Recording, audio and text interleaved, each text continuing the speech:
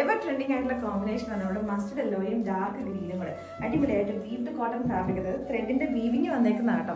നല്ല ബ്യൂട്ടിഫുൾ ആയിട്ട് വന്നേക്കുന്ന പാറ്റേൺ ആണ്. അപ്പോൾ ഇതിന്റെ നമ്മൾ കഴിഞ്ഞ ദിവസം തന്നെ കളർ ചേഞ്ചുകൾ നമ്മൾ ചെയ്തിട്ടുണ്ടായിരുന്നു.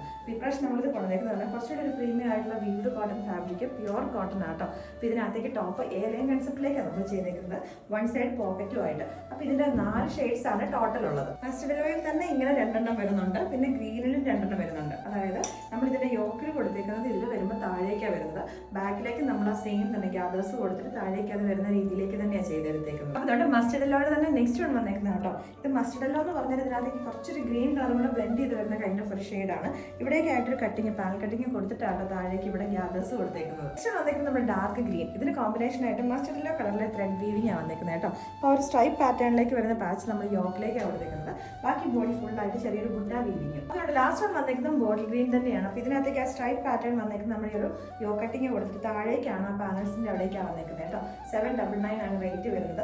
ബാക്ക് പോർഷനിലേക്കും ആ സെയിം തന്നെ സ്ട്രൈപ്സ് ഇതുപോലെ തന്നെ വരുന്നുണ്ട്. അപ്പോൾ ഇത് ഇഷ്ടപ്പെട്ടുണ്ടെങ്കിൽ നമ്മുടെ വെബ്സൈറ്റിലോ അല്ലെങ്കിൽ നമ്മുടെ വാട്സാപ്പിൽ കൂടെ നിങ്ങൾക്ക് ഓർഡേഴ്സ് പ്ലേസ് ചെയ്യാവുന്നതാണ്.